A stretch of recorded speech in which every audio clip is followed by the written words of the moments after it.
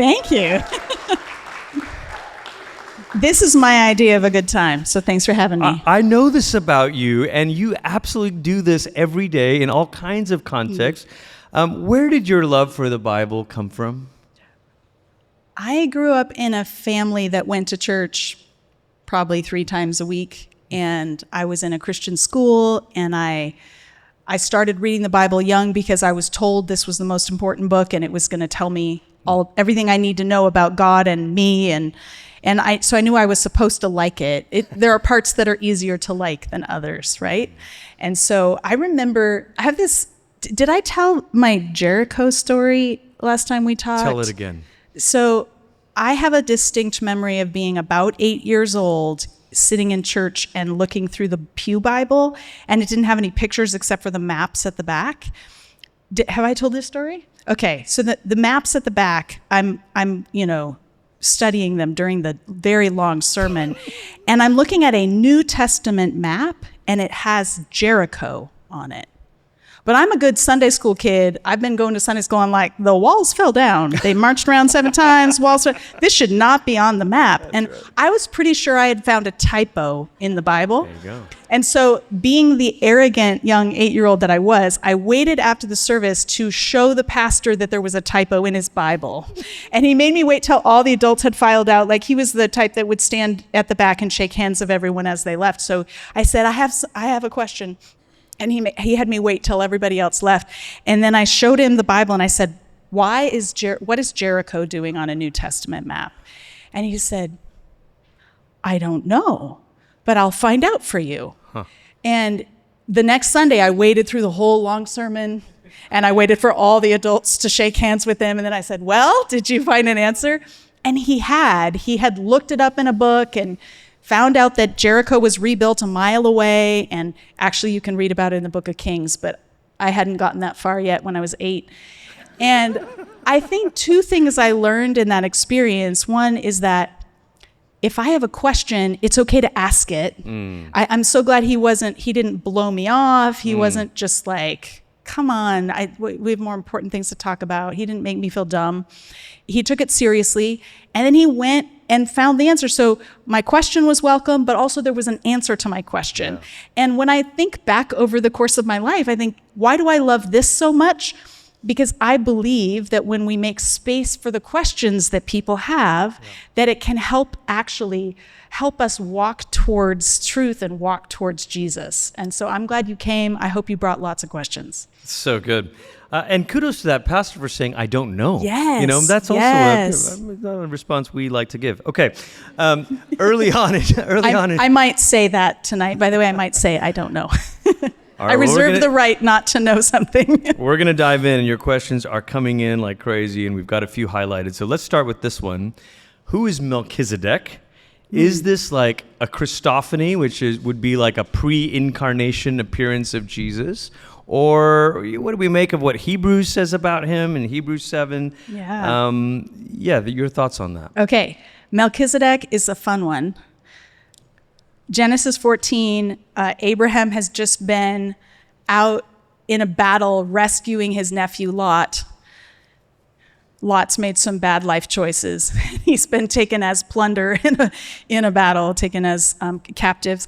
And Abraham comes and rescues him, and then on the way home, it says that they meet Melchizedek. So Genesis 14, verse 18, then Melchizedek, king of Salem, brought out bread and wine. He was priest of God Most High, and he blessed Abram, saying, blessed be Abram by God Most High, creator of heaven and earth. And praise be to God Most High, who delivered your enemies into your hand. Then Abram gave him 1/10 of everything. This is fascinating. So this man is a king of a place called Salem. You might notice that Salem is short for Jerusalem. It's like half of the word Jerusalem, and most scholars think that is the location of Melchizedek. So he's the king of Jerusalem before it's called that, and he's also a priest. So this is back in a time when a king could be a king and priest at the same time. But we don't know where this guy comes from. That's all we're told. We're not given a genealogy. He doesn't seem to be. Well, he couldn't be an Israelite because Abram hasn't had any kids yet. There hasn't been a genealogy like that. But he blesses Abram by God Most High. Now, how many gods are there? How many God Most Highs are there? There's only one. It's really interesting how Abram responds to him. Abram said to the king of Sodom, with raised hand, I have sworn an oath to Yahweh, God Most High, creator of heaven and earth. So Abram interprets Melchizedek's priestly behavior as being priest of Yahweh, because if there's only one supreme God, then it's Yahweh. And so there's this interaction between them in which Abram recognizes Melchizedek's legitimacy as king and priest and honors him. And the author of Hebrews picks up on this. Why?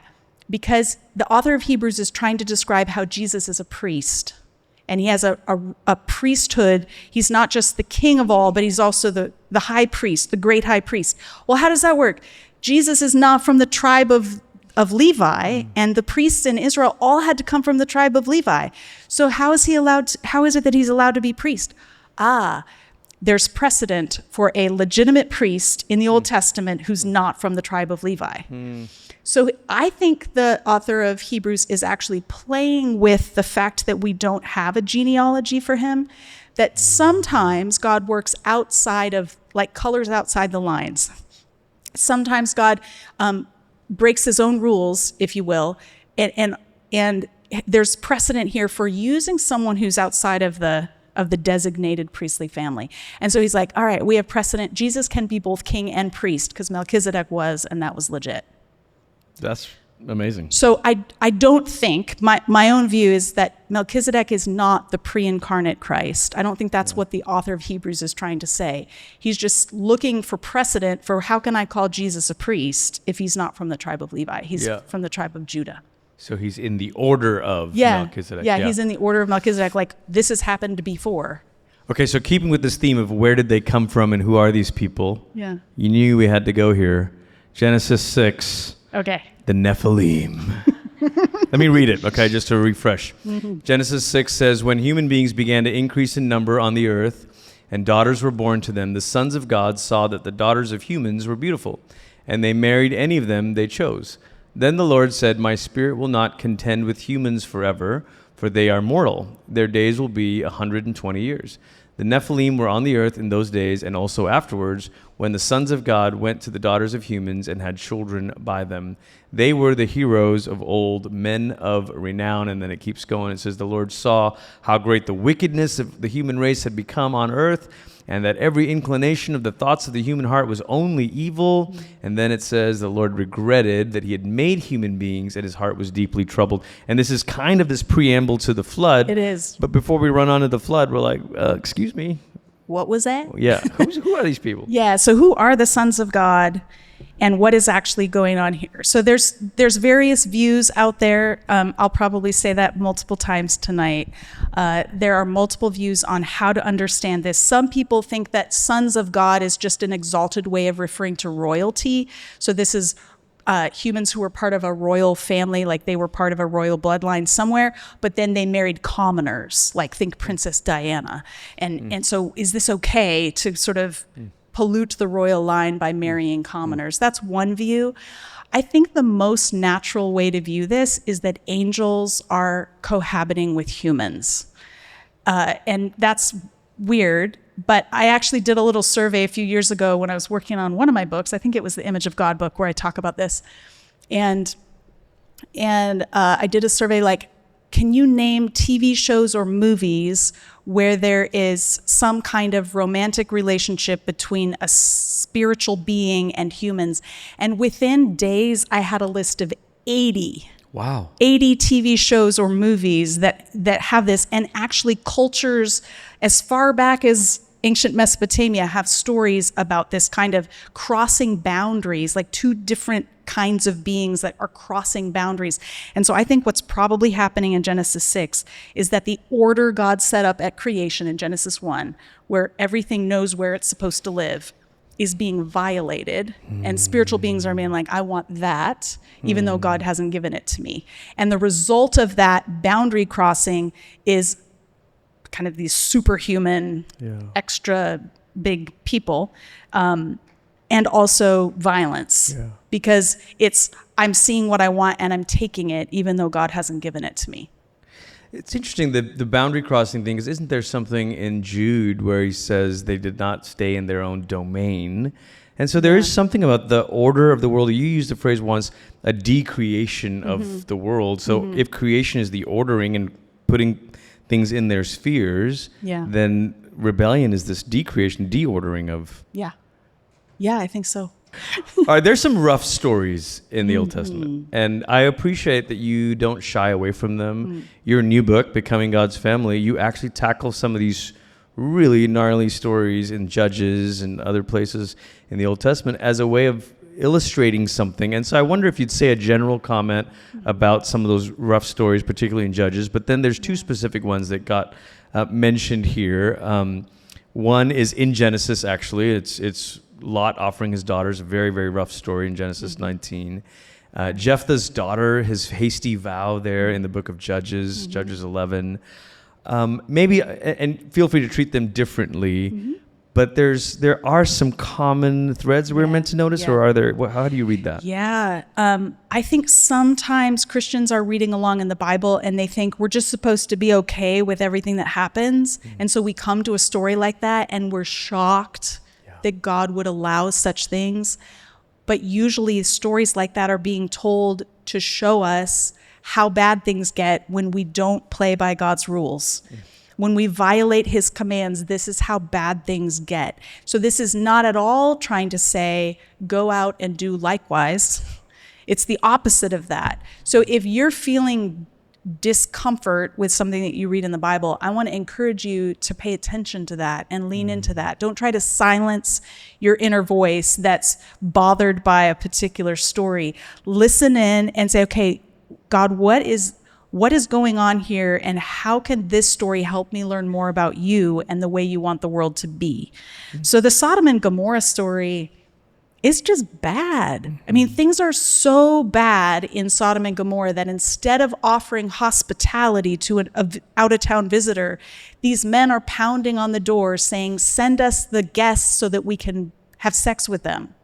Like they're wanting to rape the guests instead of offer hospitality. So it's just showing how bad things have gotten. And the story is then mirrored at the end of Judges, where you have a visitor to the town of Bethlehem, and these, he was in Bethlehem, and then he's on his way home. He stops in Gibeah, and men are pounding on the door saying, send us out your guests so that we can have sex with him. And this is not just, business as usual. We're supposed to notice, wait, this is the same thing that happened in Sodom and Gomorrah. This community that was completely oblivious to God's commands and were just grabbing whatever they wanted. Now, that used to be like the pagans lived like that, and now the people of God are acting like that. Wow. And this is what happens when you let go of covenant faithfulness. So in the fall, we had this great series on the 10 Commandments, working through how does God want us to live. The book of Judges is case study after case study for what happens when we don't keep those commandments. And so the farther you get in the book, the worse it gets. And we're not just supposed to be like, oh, okay. We're supposed to feel nauseous when we read these stories. Wow. We're supposed to be shocked. And it should motivate us to live differently and to say, okay, I don't want to be that kind of community. That's a remarkable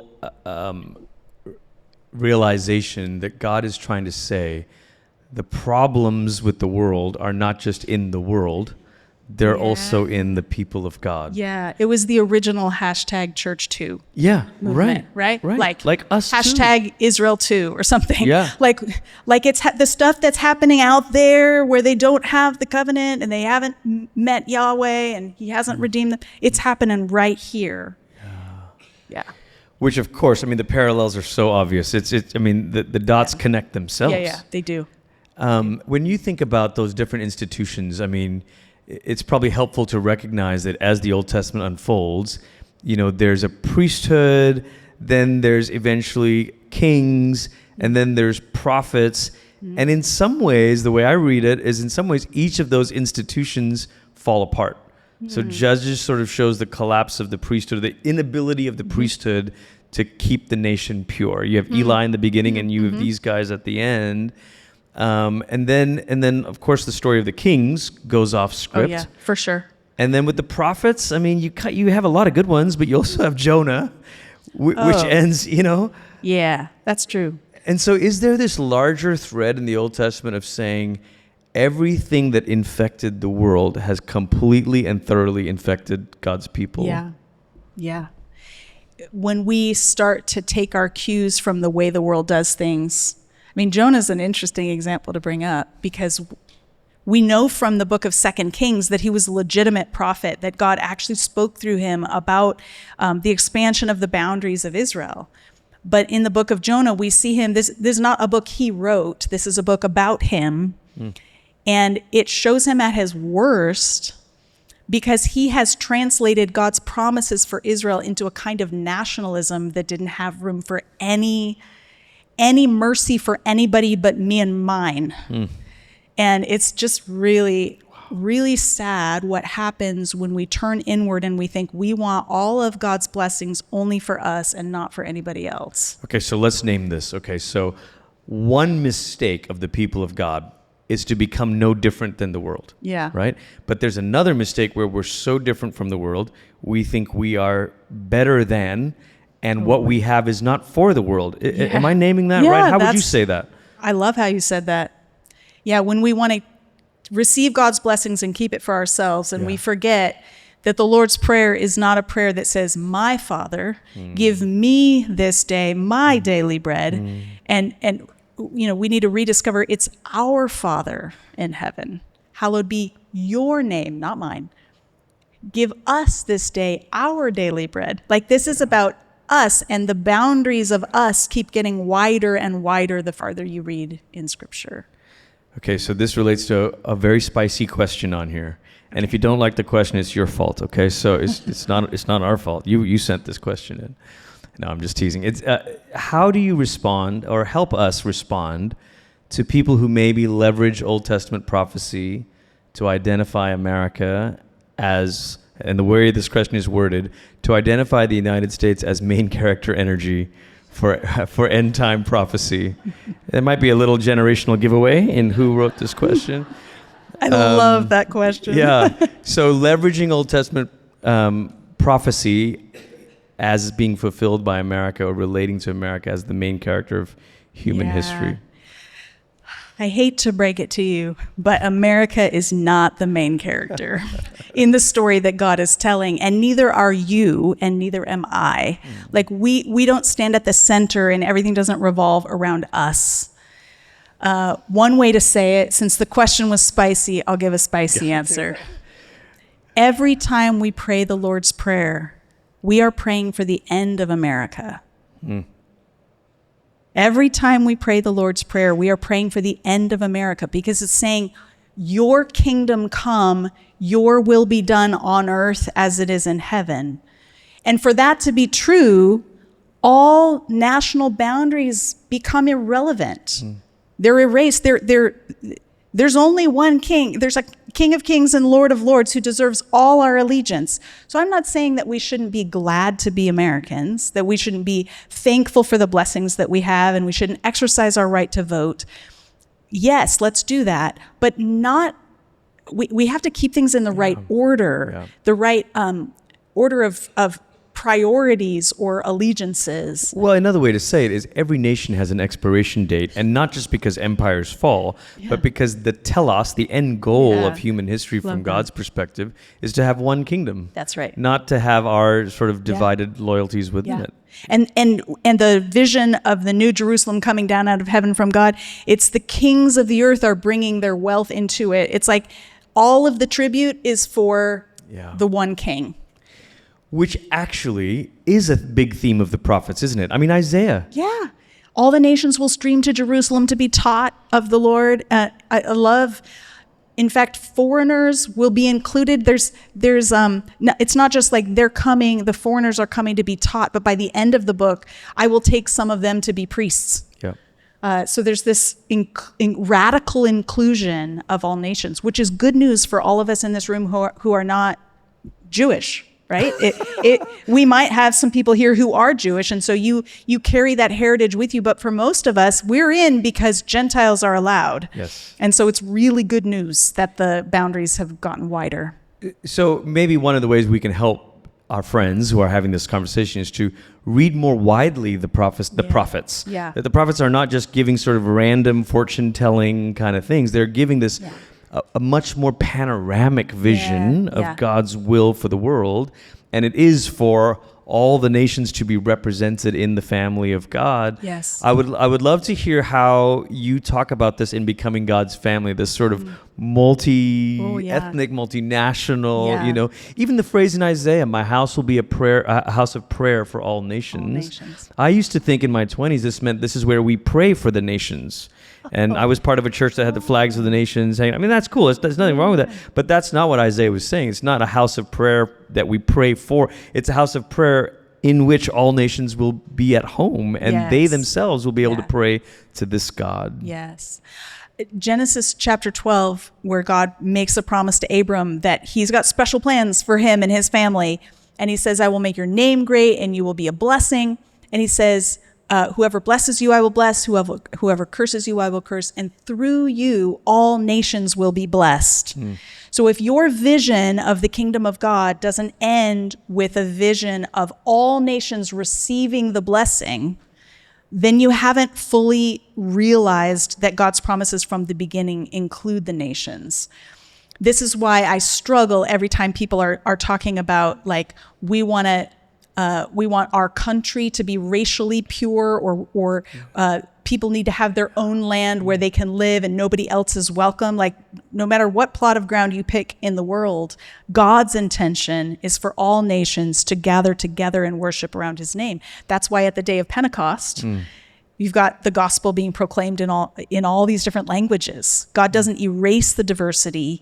He makes it possible for everybody to hear the gospel in their language. Yeah. So you asked about becoming God's family. Yeah. And early on in the book, I realized that I needed to, if we're going to talk about the family of Abraham, then we need to clarify. Some of us have this impression that Abraham and his family were this ethnically distinct people in which no outsiders were welcome.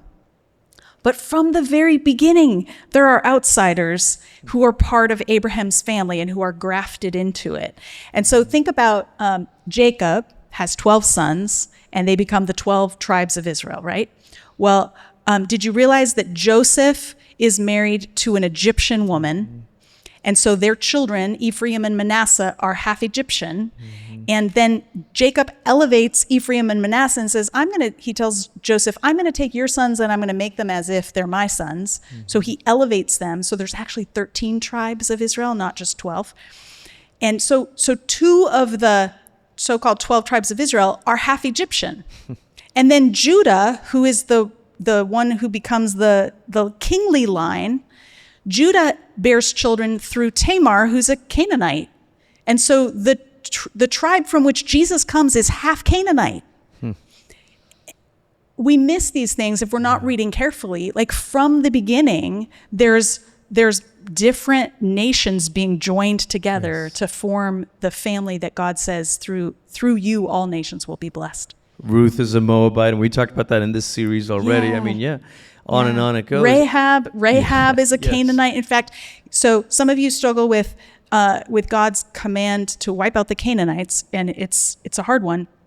But just note that the very first Canaanite they actually meet when they get in the land marries into the house of Israel and becomes the mother of Boaz, who marries Ruth. So she's a Canaanite woman, and she says right away, I recognize that Yahweh is the highest God and the only one worthy of worship. And so her expression of allegiance means her ethnic background is no longer a barrier to inclusion. And that's how Ruth is included as well. She says, your people will be my people and your God, my God. Because she makes that declaration of faith, her Moabite status becomes irrelevant. Mm-hmm. Okay, so let's talk a little bit about how to read the Bible then. Okay, so there's a few questions that are kind of related to that. So in a way, are you saying, and I think this is what you're saying, that yes, there's these instructions to annihilate, but when you look at what actually happened, the first Canaanite is actually redeemed, not Yes. annihilated. So is there a way to read the Bible where we're meant to sort of prioritize certain aspects? And I've got a couple more follow-ups Yeah. after this. I mean, I think because Rahab is first, she becomes the lens through which we should read the rest of the book, because we're seeing from the very beginning, it's possible to join the people of God. We don't have to kill them if they surrender themselves to Yahweh. They can become part of our family rather than being eliminated. So I do think that the placement of that story at the beginning of the book is significant. Okay, so let's keep going. This time between Old Testament and New Testament, Okay. or even early Old Testament and later Old Testament. Let's start there, actually. So early Old Testament, it seems to be the idea is one man, one woman marriage. You don't get too far into the story, all of a sudden you're like, what's going on? And so the way the question is worded is, why did God permit men having multiple wives? And how does that affect us as we read the Bible between what you're describing as sort of descriptive, this is just what happened, versus prescriptive? Are there clues that we should pay attention to help us read correctly? Yeah, one of our problems is we think like if it's in the Bible, it must be okay. So we've already talked about this a bit. We need to definitely distinguish between description of what happened and prescription, which is saying, try this at home.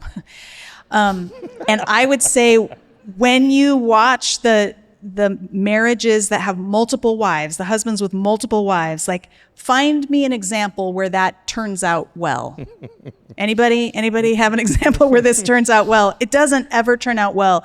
There's rivalry, there's competition, there's embitteredness. Think of Sarah and Hagar. They're using this ancient method of trying to solve infertility.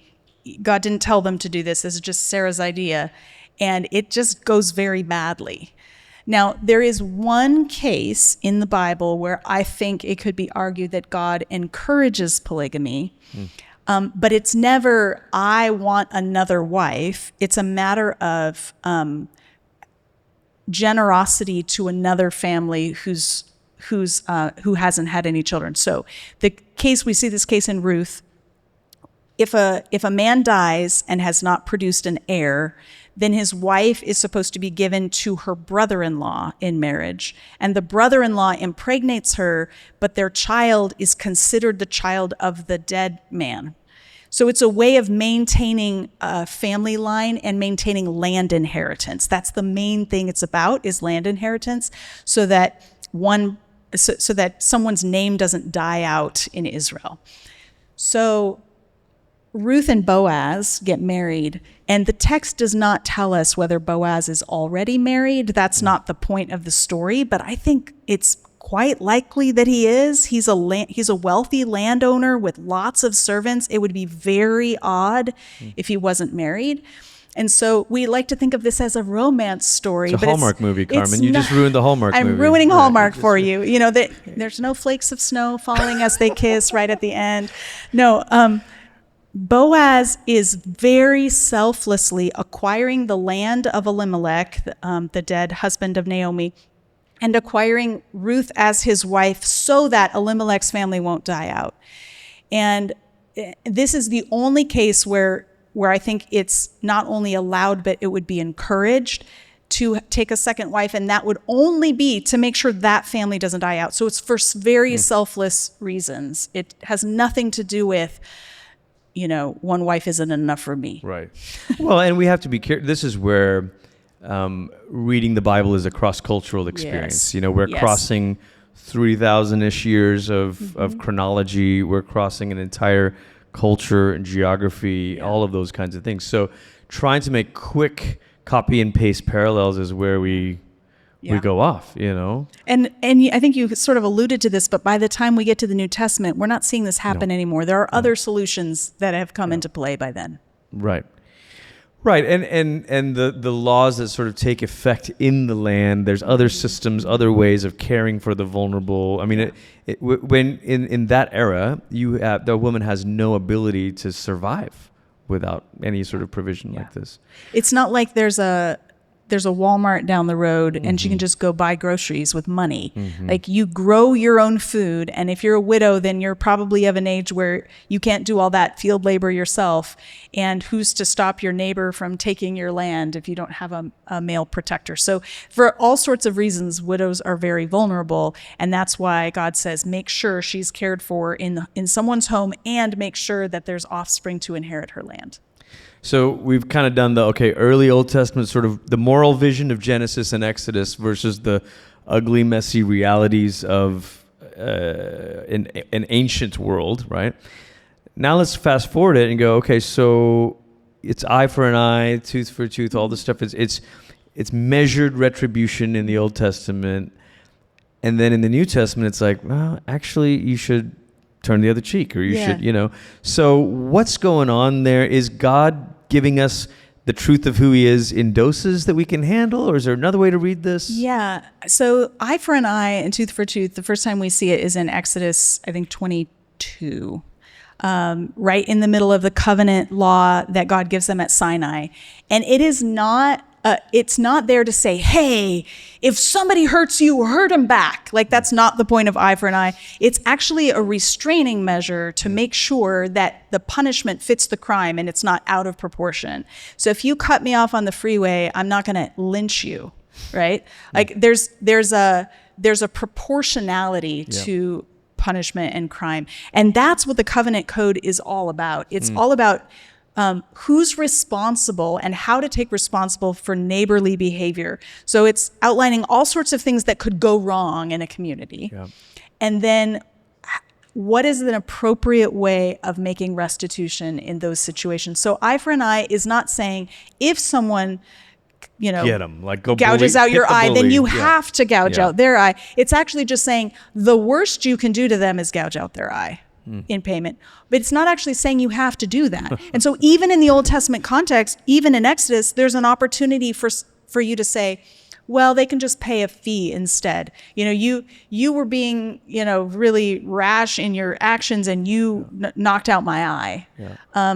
I'm not going to knock out yours, but you're going to have to cover my lost wages and give me a sum of money because now my earning potential has been depleted or decreased. So there's actually already in the Old Testament this provision for lesser punishments. Which is sort of the basis for, even later much, much later, we're talking thousands of years later when Augustine would develop just war theory, the idea of a proportional, actually, West Wing fans will know that one of the best episodes is when Bartlett says a proportionate response. And he just loses it. He goes, what's a proportionate response when they've, killed our people? And this is the idea, the restraint of, God knows that when you've been wronged, you want to let it all loose, And so he's restraining it. But while we're on this isn't even on here, but I think it'd be helpful for some of us that are maybe less familiar with this. So that's a restraint on vengeance. Mm-hmm. But there was also accommodations made for manslaughter, accidents, cities of refuge. Yes. Do you want to unpack some of that? Sure. Give us I guess what I'm trying to help is give us a bigger picture of God's vision of justice, rather than, I think we have this little bit of a very simple sketch that Old Testament justice was just angry and vengeful, and it's like, actually there's quite a bit more texture to it, isn't there? There is a lot more texture to it. So cities of refuge are one way to talk about it. I'm going to talk about a goring ox instead, if you don't mind. Well, there's all sorts, it's 21, it's the end of 21, so there's a bunch of laws in the covenant code in Exodus, and for those of you who don't know, I live in Exodus every day. I'm like a week away from finishing a 7-year commentary project on Exodus. So I'm like, this is where I am all the time. How many words is that commentary on Exodus going to be, Carmen? 255,000 words, which is, for those of you who don't do word count, is about 750 pages. So it'll be about this long. Anyway, so Exodus is where I live. I've got an example from Exodus for anything you have, any question you ask, which is what happens when you marinate in a text this much.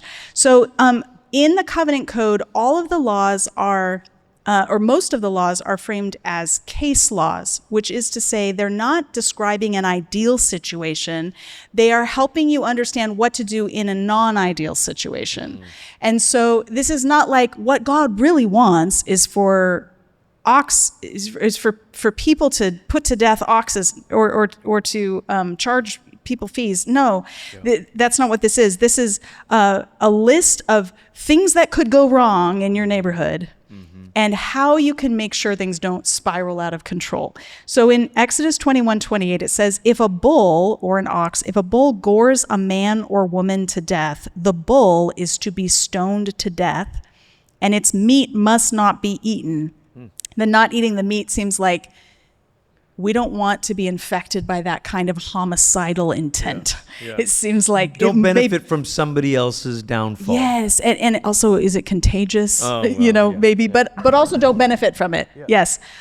But the owner of the bull will not be held responsible. So we're talking about like things that could go wrong. If my bull gores my neighbor to death, I'm not going to be put to death. And in a situation that's ruled by vengeance, you could easily see how it would be like, what? How did that happen? We're going to get you.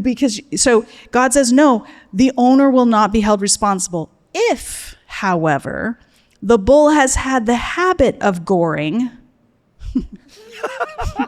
I didn't know that was one of the habits. The habit of goring, and the owner has been warned but has not kept it penned up, and it kills a man or woman, the bull is to be stoned, and its owner is also to be put to death. Wow. So this is fascinating because it's like, yes, there's latitude for, I'm not held responsible for what my animal does to someone. But if my animal has done that to someone and I have not put up the boundaries in place to make sure that never happens again, then I'm playing fast and loose with human dignity and value, the value of human life. And now I bear the responsibility for it. So around the time I first discovered these laws, there was a news story about a pit bull. I was just going to say, it makes me think of pit bulls. Right? So there was this story about a pit bull that mauled a child. And the worst part about it was that it had happened before and the owner didn't keep it penned up. And actually more recently, I think it was about a year ago, I was getting ready for a speaking engagement, Googled it, and found a fresh story of somewhere back east, a husband and wife were charged with manslaughter because their own dog killed their own baby. But because they knew that this dog was not good with children and had violent tendencies, and they didn't keep their own baby separate from the dog. That's negligence, and that's negligence that results in manslaughter, and so they were held responsible. And I thought that's a biblical way to respond to that. What about cities of refuge? There's like a third category. Yeah. So if you're out on the job working and you accidentally like drop something heavy and it lands on someone's head and it kills them, you are not liable for that death. Like there's a way of saying, I did not do this on purpose. So normally if you murder someone, then the death penalty applies to you in the Old Testament. They didn't have prisons. There were no other ways to deal with this. It was like, if you are homicidal, then you need to be eliminated for people's safety. But if you believe that the death was an accident, it wasn't premeditated, then there were cities of refuge set up at sort of all around the land of Israel so that you wouldn't have to go too far to get to one. And you could flee there as a way of saying, I didn't mean to do it. And whoever was trying to take vengeance against you was not allowed to enter that city and get you.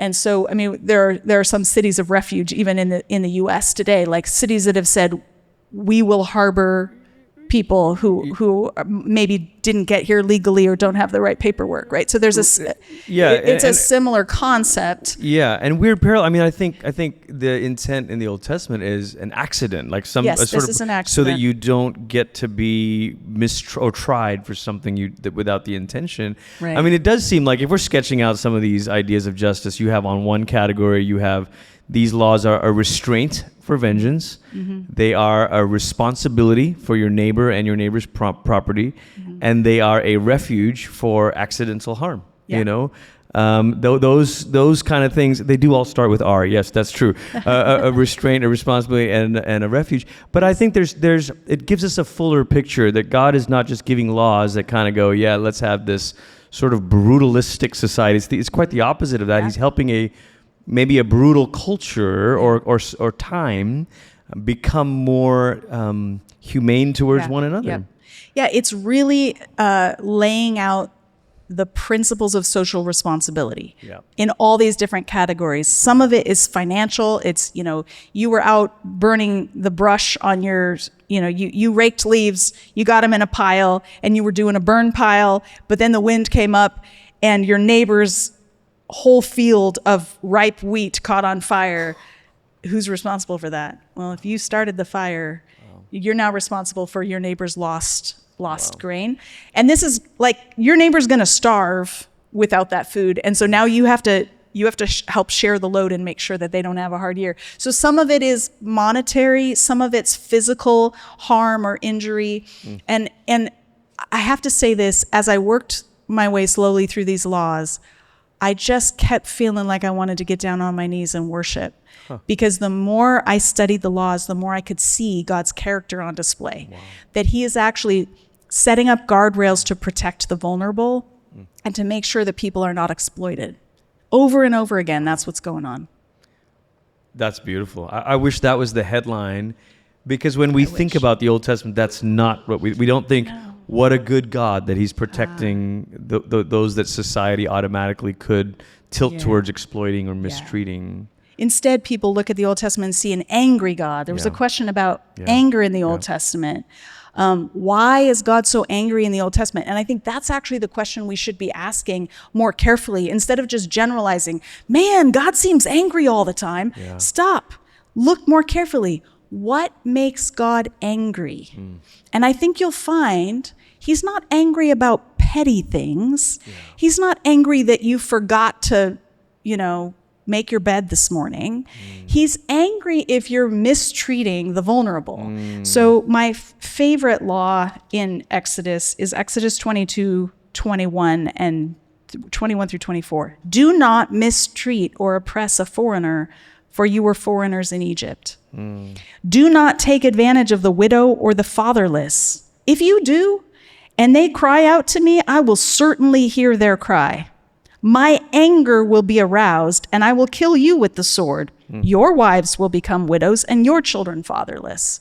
Is God angry? Yeah, he's angry when you take advantage of people who have nobody to defend them.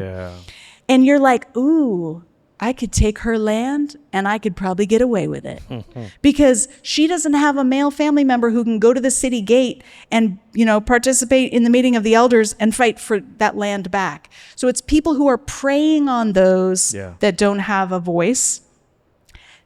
And God doesn't say, you should make sure that nobody does this. He just says, I'm rolling up my sleeves. Like, here I come. It's my sword who's going to do it. And this is the strongest language of any command in the Old Testament that I've found. It has a triple emphasis in verse 23.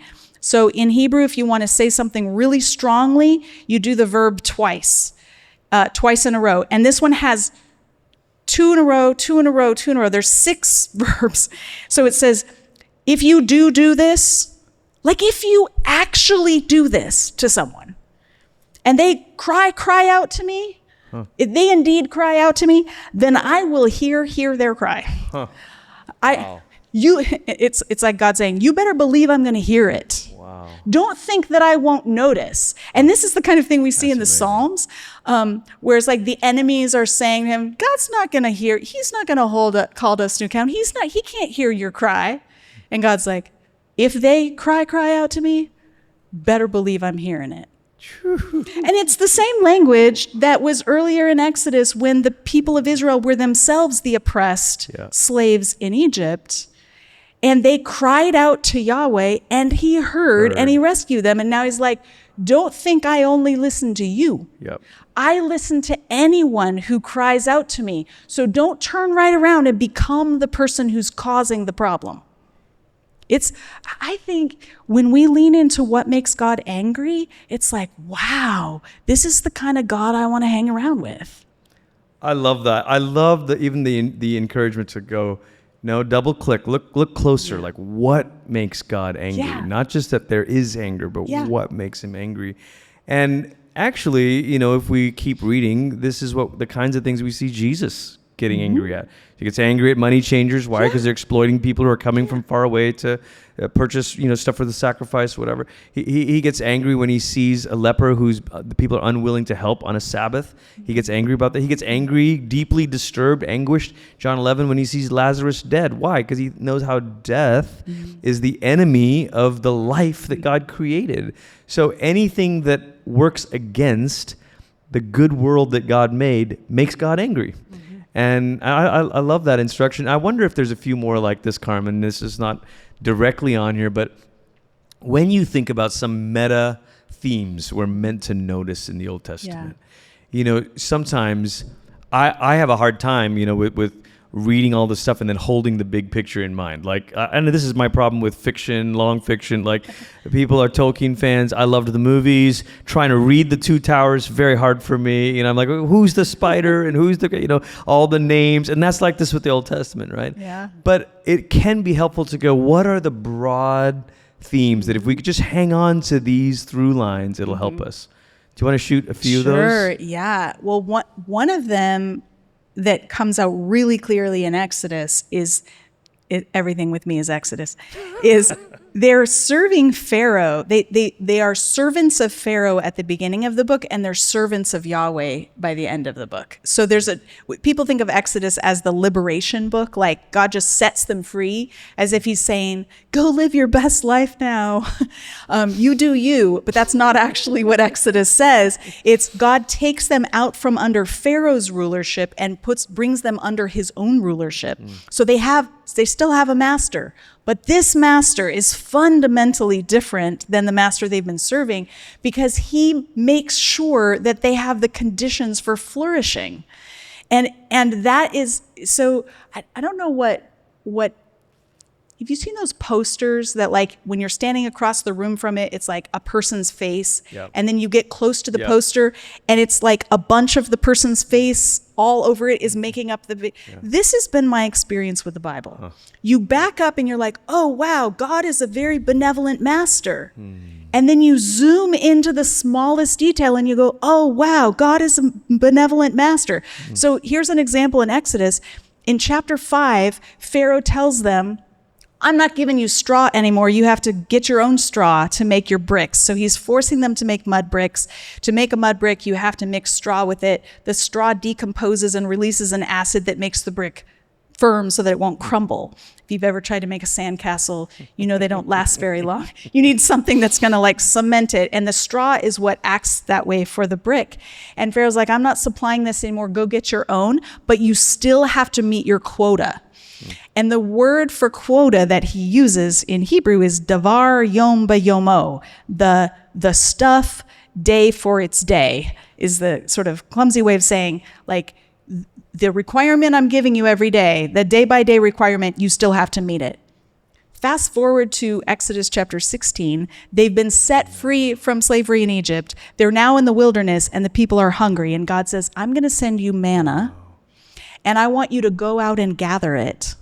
So they're going out to gather manna, just like they went out to gather straw, only the straw didn't benefit them at all. It was only for Pharaoh, only to aggrandize his kingdom. They're now going out and collecting manna, and God says, go out and collect davar yom bayomo, a quota for each day. I want every person to have enough to eat. So I'm going to give you enough for each day. You just have to go out and get it. And I'm like, you put those two side by side, it's like so cool. So you can zoom into to one phrase, or you can zoom out and go, wow, I would way rather work for Yahweh than for Pharaoh. Did you catch that? That is amazing. Pharaoh said, go gather straws for yourself, enough for the quota of each day to build my thing. And God's like, go out and gather stuff, what you need, so that you can be filled and fed. Yeah. Wow. It's fun. And I could do that like 200 times over with Exodus because it happens all over the place, right? They're building store cities for Pharaoh, which in Hebrew are miskanot. And a store city is basically a bunch of mud brick containers. Like think like a truck. What are they called? shipping container that you like fill with stuff. You know, you can't fit everything in your building, so you just put a shipping container out in the back and you put all the VBS stuff out there. Have you seen our property? I have not, but I imagine there are places, right? And so Pharaoh's having them build shipping containers for him to amass stuff for himself. That's misconnote. And then they go to Mount Sinai and God says, build a mishkan, a dwelling for me and for my presence. Pharaoh is extorting their labor, and God says, let the people know that this is what I need them to bring. And everybody willingly brings all this stuff. There's no tax, there's no like compulsory service to build the tabernacle. They're just doing it because they want. In fact, Moses has to go tell the people, stop bringing offerings. We have more than we can use to build the tabernacle. Wow. So you see these two building projects. One's for the glory of Pharaoh and one's for the glory of Yahweh. One's compulsory. The other one is voluntary. It's so fun. Okay, let's stay on Exodus then. Let's get you rolling. Okay, so you said this word serve. Yeah. Is it true that the word serve and the word worship are essentially the same word, Yep, avad? it's the same. Okay, why? I mean, what's the hidden meaning we missed there with serving God and worshiping God? Maybe that it's not about us. The hidden meaning that Sunday worship is not about, I'm looking for the fix that will give me the kind of shot of inspiration that will get me through my week. But it's actually something I'm doing for God, that I'm bringing my body and my money and my time, and I'm laying it at his feet and saying, you're worthy of it all. And it spills out there. Rock Harbor's had signs in the parking lot over the years, different points that said worship begins here, which is this, your service to God begins now as you leave, as you enter into the world. Okay, one more Exodus one. Tabernacle. You said tabernacle. We're introduced to the tabernacle in Exodus. We just did a little study video today that will air in the Rock Harbor app later when we get to John 1. Oh, fun. And John uses this word about Jesus. Now, yes, he does. Just to catch us on the same page here, Old Testament's written in Hebrew. Carmen's been quoting Hebrew. But by the time of Jesus, it had been translated into Greek. It's called the Septuagint. And it's likely that Jesus and the people of Jesus' day would have read the Old Testament in Greek, in the Septuagint. And so the key wordplay in the New Testament is oftentimes drawing on the Greek translation of the Old Testament. And so when John says the word, in the beginning was the Word, and the Word was with God, and the Word was God, and the Word became flesh and dwelt among us. Tabernacled. The word for dwelt is tabernacled. Yeah. So connect those dots. I mean, I'm just giving, this is like a soft pitch. Yeah. Connect those dots of tabernacle in Exodus and Christ tabernacling with us. The tabernacle, I mean, I understand that if you're doing a Bible read through, when you get to Exodus chapter 25, your antennas aren't like up for like life application. Because 25 through 40, there's a lot of chapters of mostly building instructions for a building you're never going to see, you're never going to build. And so why am I reading this?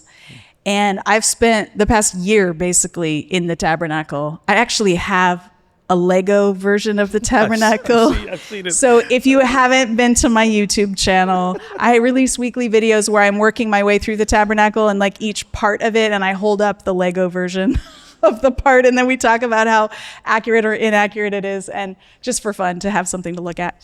And so I understand that these chapters don't seem very exciting, but the big picture of the chapters are that Israel has just encountered a God who has heard their cries, who has rescued them from oppression. And now he's shown them his glory on the mountain. And it's just like amazing. The mountain is shaking. They're seeing clouds of billows of smoke. They're hearing a voice from the mountain. And God says to Moses, I want to live in your neighborhood. I want to dwell among you. And so the whole point of building the tabernacle was so that the God whose presence was so evident on top of the mountain would come down and fill this tabernacle. They all live in tents at this point. And so God moves into a tent so that he can be in the middle of their camp. And it's this extended camping trip through the wilderness. And so it's really good news that they have a tabernacle, because it means God's presence is with them.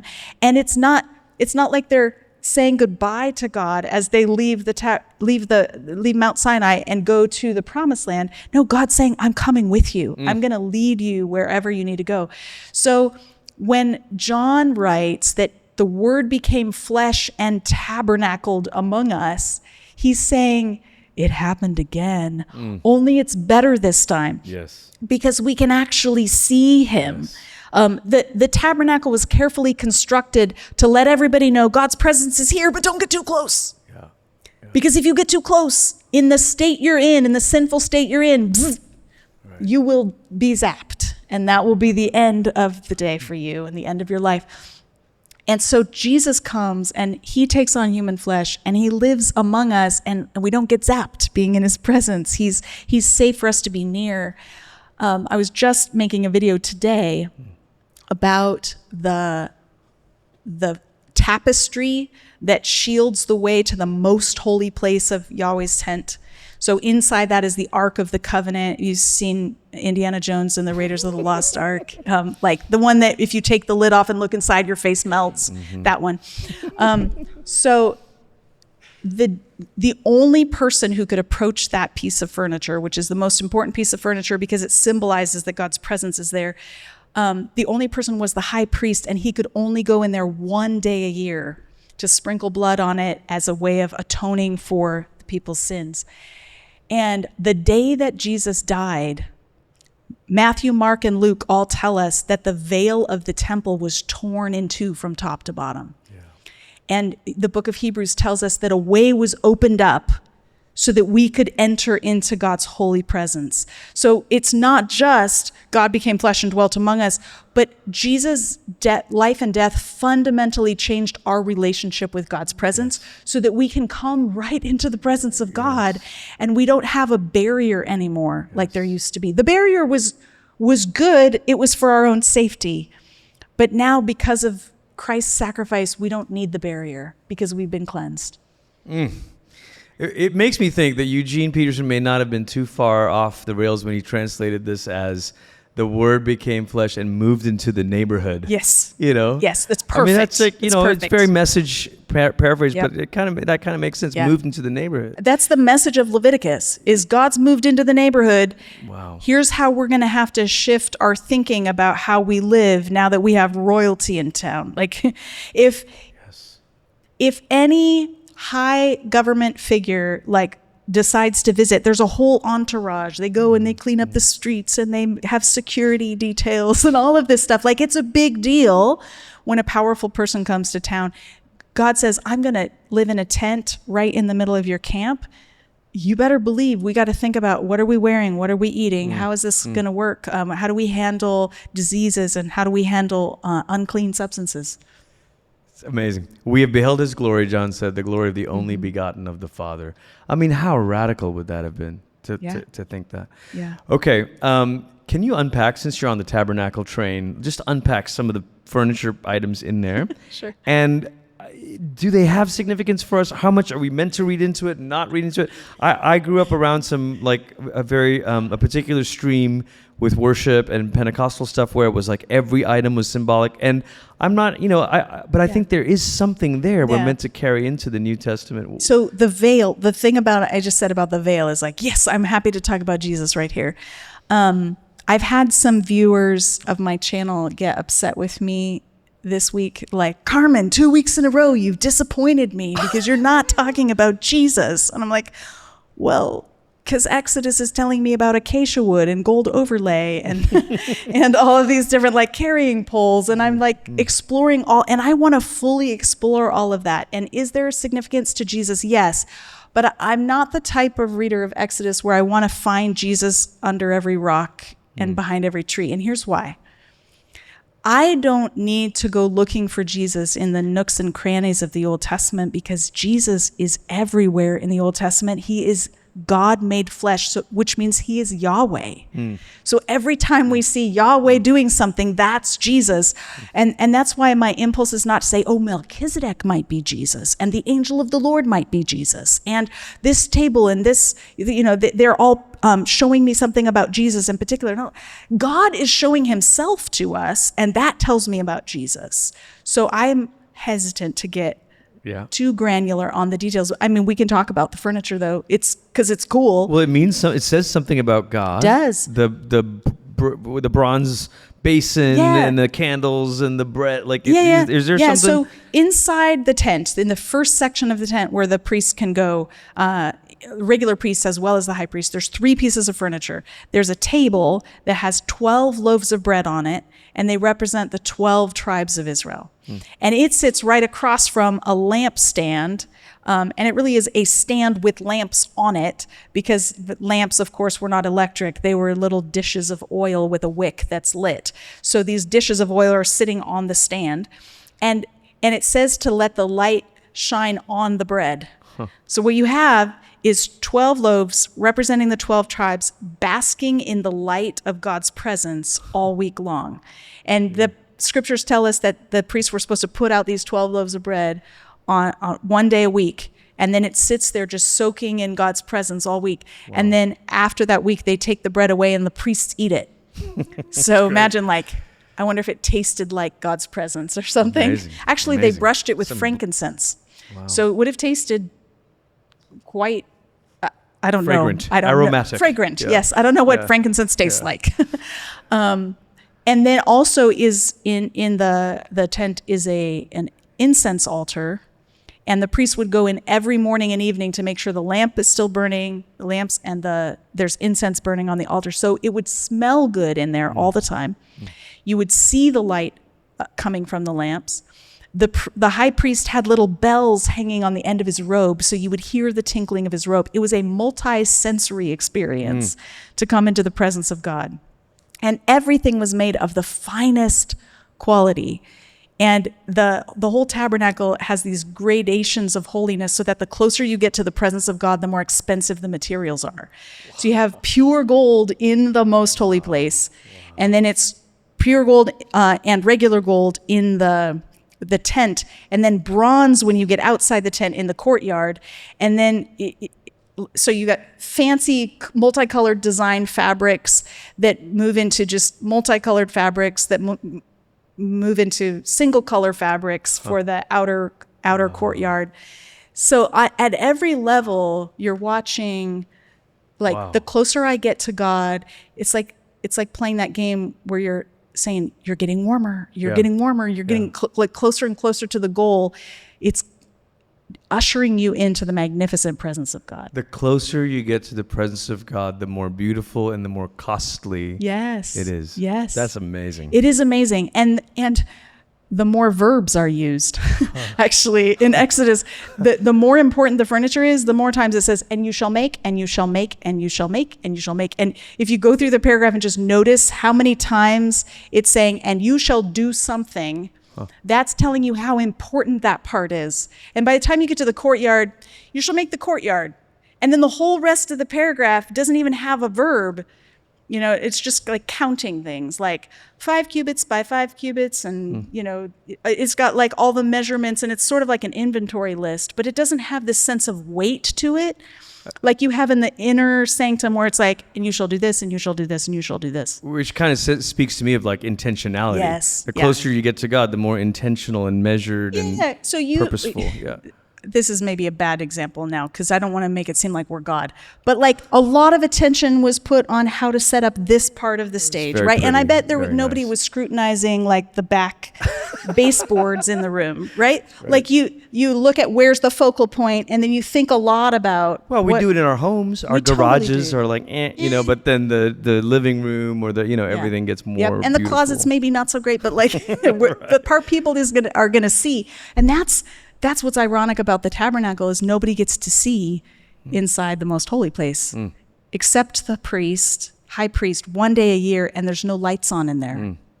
So he wouldn't even really see it either. And the incense is burning, so it makes a cloud, so he can't see it very well. It's like, this isn't about you. This is about God. Wow. But then the high priest is kind of an inside-out tabernacle.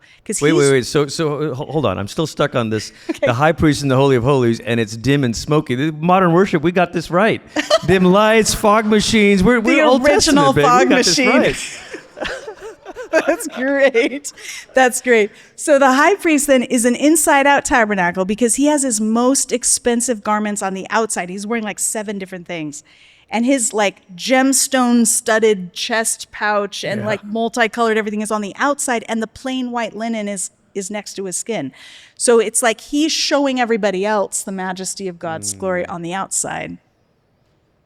Which is a picture of what we're meant to do. We come out of worship with God's people in God's presence, and we're meant to show the world, reflect God's radiance out into the world. Man, oh man. Okay. I should keep going. One more Exodus question. Two more Exodus questions.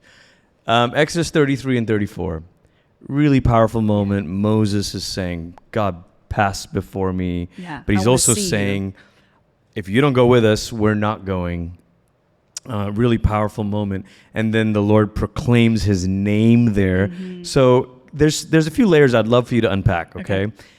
One is, why is God's presence so significant to Moses? And this is, Exodus, per you, is foundational for how we read the rest of the Bible. I'm thinking of, there's a psalm where the psalmist is lamenting after exile and says, they've trampled down your sanctuary. We have become like those over whom you never ruled. Yes. And so it's the departure of God's presence that made them lose their distinctiveness, and it's the arrival of God's presence that made them gain their distinctiveness, right? So I want you to comment on presence, but then this idea of the name of the Lord being proclaimed. What is that? Of course, this was your profound research, bearing God's name. You've been talking about this for decades.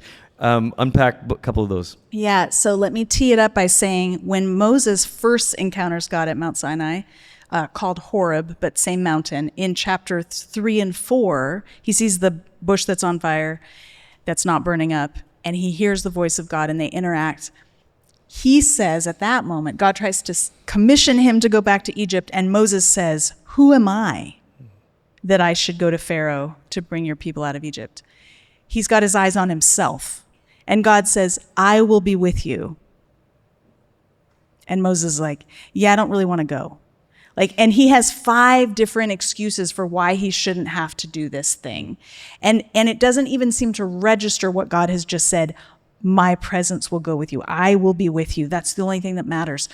Fast forward to chapter 33, and Moses is concerned because the golden calf has just happened. The people have built an idol and worshiped it while he was up on the mountain getting the tabernacle instructions. So he's worried this whole thing might be off.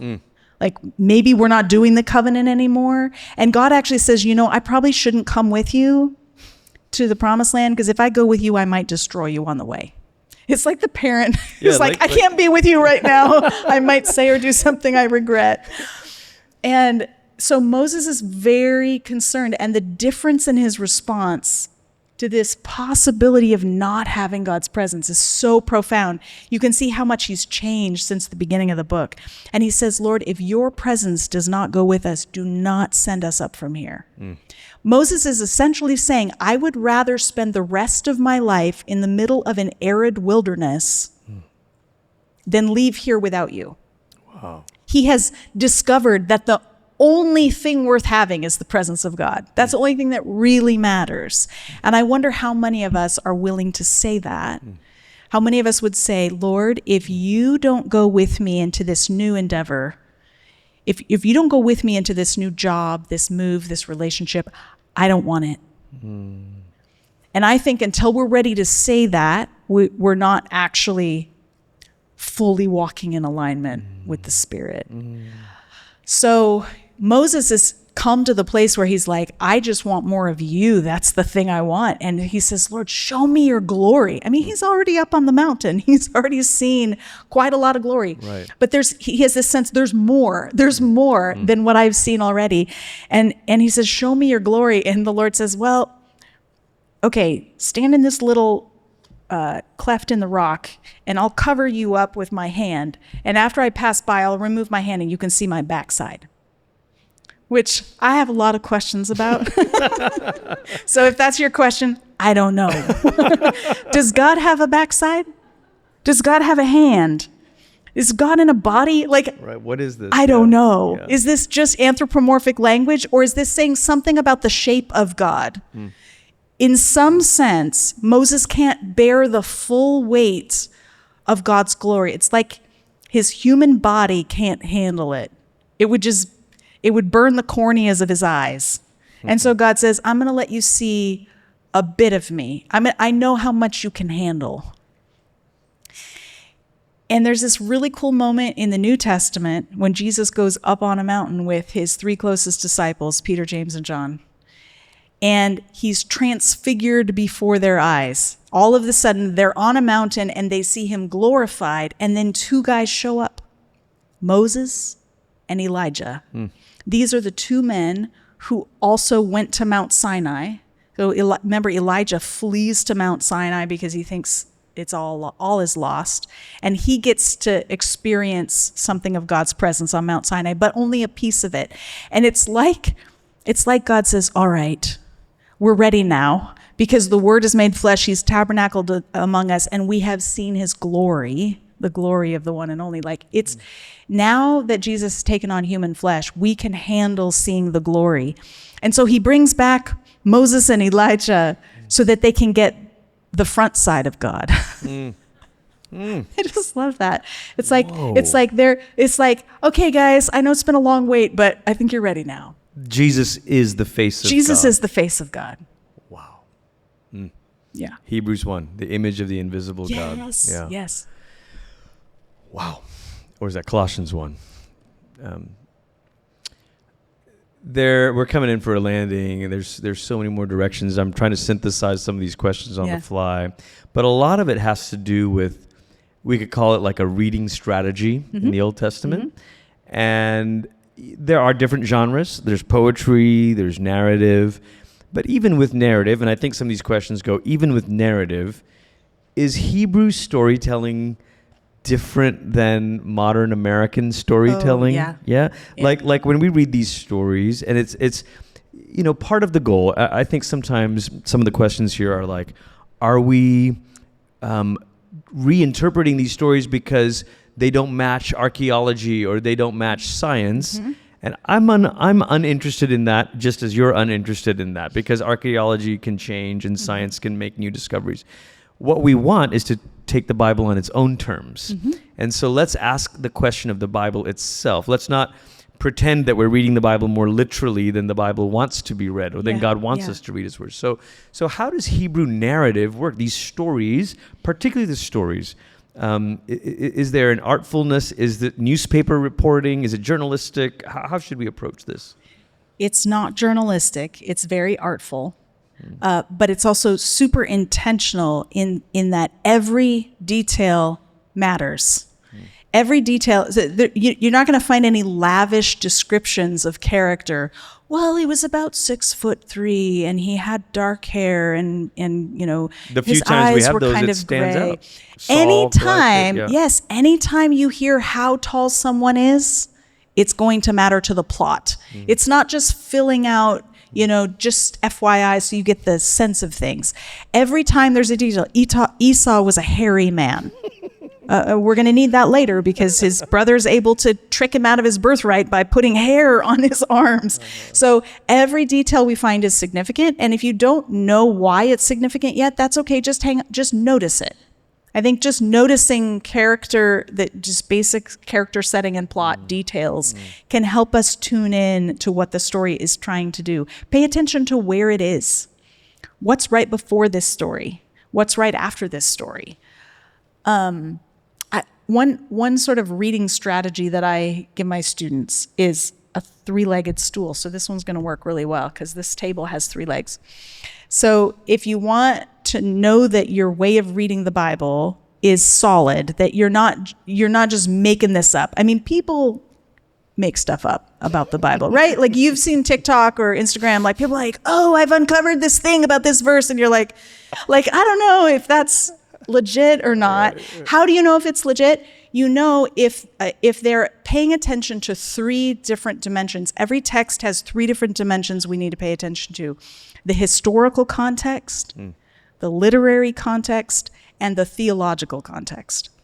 So the historical context is, okay, how did things usually work at that time? What were their values?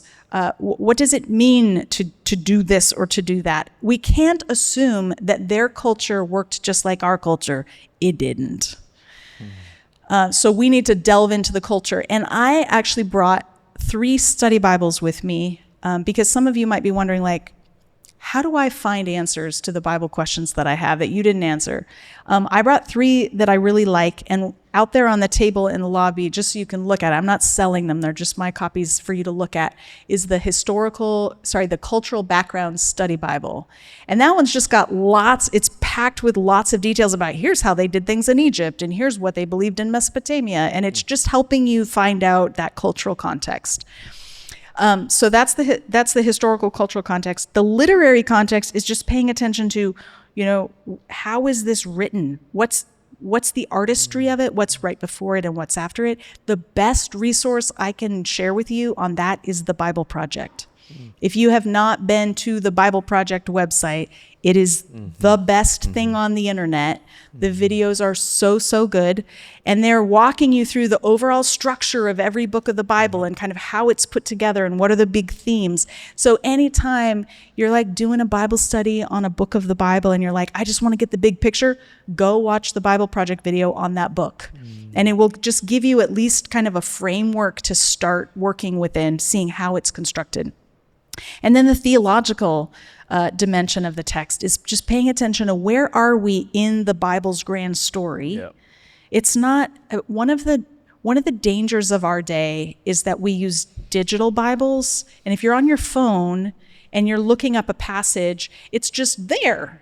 And you actually can't get the sense of how far are we into this story and what's right before it and what's right after. I mean, you can scroll, but it's not the same as turning pages.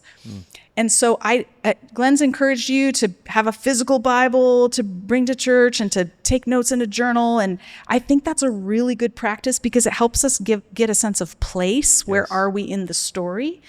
And then we can think about, okay, what's happened before and what's still coming? Where are we in relation to Christ's death on the cross? Those are the theological theme questions. And I guess the other resource I'd give on the theological side is the books that I have with me tonight, Bearing God's Name, Being God's Image, Becoming God's Family. All 3 books, you can read them in any order. There's not a particular order that you have to read them in. They stand alone. All of them are tracing themes through the whole Bible. Yes. What does it mean to be human? Like, what does it mean to be God's image? What does it mean to be part of the people of God and bear God's name? Tracing that theme through the Bible. And then how is God calling us into a community with other people? And what are we even doing when we show up at Rock Harbor on a Sunday? Like, what's the point of getting together? What does the Bible say about it? How do we know if it's healthy? That book is kind of unpacking some of the ways that community goes wrong in the Bible and what happens when it goes right and the presence of God shows up. It's so helpful. And I think, sometimes we can't read the Old Testament the same way we read the New Testament. And I don't just mean in genres, but I mean, this is my own kind of experience. I think when you read the New Testament, it's very easy to soak in a particular text for a long time. You could sit down in John 1 and read that every day for a week, and you could do that. If you just open Judges, I don't know, 18 or I don't know. And That'd be a rough month. It'd be a rough month. And I think this is part of our American evangelical thing is we go, the Bible's God's word, so I should treat it, every part of it, exactly the same. And I think if we're honest, you sit down in Leviticus and you go, not getting anything out of it today, right? And I would love to know your thoughts on this. My sort of own experience with this is you read the Old Testament much more immersively in the sense that you look for kind of the broad themes before you look for the specific things, or sometimes I'll say immerse yourself in the narrative before you look for the imperative. Before you answer the question, what am I supposed to do? You go, let me get a sense, let me get a feel for the story, and the story is massive, as opposed to the New Testament. It's a fairly compressed story. 3 years of the life of Jesus. The New Testament's so short, you guys. Look, there's the proportion Old Testament to New Testament. So that's my job security right there. There's just I'm never going to run out of stuff to learn or work on for the rest of my life. I mean, do you agree with that? That even we can't read the Old Testament devotionally the same way that we read the New Testament devotionally? I do think immersion in the story is really key. I think once you've immersed yourself in the story, it can yield up lots of devotional insights. I was talking about how when you zoom in on any part, it's capturing the theme of the whole thing. But if you don't have the whole thing in place first, you can just be like, I have no idea what's going on right here. So my advice for you, if you're wrestling with a part of the Bible and you don't know what to do with it, is to actually wrestle, to treat it the way Jacob treated the angel. When Jacob wrestled all night with the angel, in the morning the angel said, all right, let me go. And Jacob said, I will not let you go until you bless me. And I'm convinced that there is a blessing in every part of the Bible, even Leviticus. And even in the genealogies. But it takes some practice to learn to see what's there, because you have to kind of know the big picture and know how this fits. Oh, the tabernacle's cool because God's moving in the neighborhood. You know, if you don't have that big picture, you might just be like, they're building something, I don't really get it. So I do think immersive reading is really helpful. Yeah. This is a fun question for the end here. Okay, you ready? Of all the cartoon depictions of Old Testament stories, David, Prince of Egypt, you got any favorites? Man. You got any that you like? Prince of Egypt is awesome. Yeah. It's great. And the music is peak. But also we've really enjoyed House of David. It's not animated, but House of David's great. Yeah. Well, anything else you want to say to us? I mean, here we are. We're here. I mean, look at this room. There's people here because they want to know how to read the Old Testament better. Any final sort of charge? Well done. Yeah. I'm just so honored to be with so many people who are curious. And I tell my students at the end of the semester that secretly my goal was not to give them the answers, but to stoke more curiosity. That if you came in, my goal is to get them to go from unconscious incompetence to conscious incompetence, which is not designed to be insulting, but just to say, like, there's a point at which you don't know what you don't know, and maybe you don't care, but you're here because you care, and you are conscious of your incompetence. Like, there are parts of the Bible you don't know what to do with, and that's great. There are parts of the Bible I don't know what to do with yet. But my experience has been that if I spend enough time with it and I dig in and I read the right resources, that I see God at work and I see blessing. So I'm addicted to it now. I just keep coming back because I want to tackle the next hard passage. So I'm really glad you're here, because it means you're conscious of whatever incompetence is there. And the only thing that gets us there is curiosity, right? If you're curious enough, that gets you here. Then you need to dig in and not be content with just not knowing stuff. So we're on the journey together, and I'm thrilled to be on it with you. Thank you so much for giving a whole evening to us.